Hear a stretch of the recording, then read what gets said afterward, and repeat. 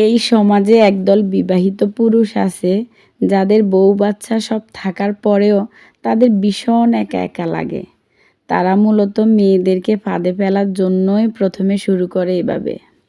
আমার বউয়ের সাথে আমার শারীরিক মানসিক কোনো সম্পর্ক নেই, আমি ওকে শীঘ্রই ডিভোর্স দিব, আমার জীবনে সব আছে, শুধু একজন সঙ্গী দরকার, ইত্যাদি ইত্যাদি বলে।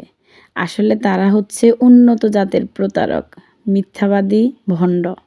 এসব বলে নারীদের মন চায়, এরপর দেহভোগ, এর বাহিরে গিয়ে বৈবাহিক স্বীকৃতি দেওয়ার বিষয় তাদের মাথায় থাকে না এবং স্বীকৃতি দেয়ও না।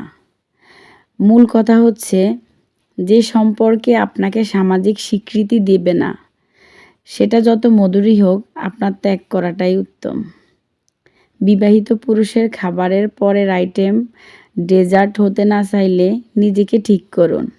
টাকা পয়সা, বাড়ি গাড়ি, ফ্ল্যাট বাড়ি সব কিছুর চেয়েও অধিক মূল্যবান হলো সামাজিক স্বীকৃতি।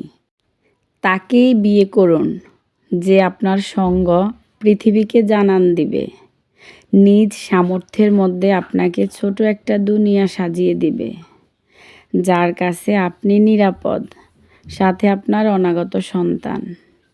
মনে রাখবেন, পুরুষদের অতটা বৈবাহিক স্বীকৃতির প্রয়োজন পড়ে না, তবে নারীদের অবশ্যই পড়ে।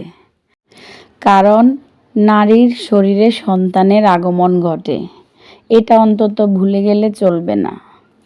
সন্তানের স্বীকৃতি সমাজে অবশ্যই প্রয়োজন।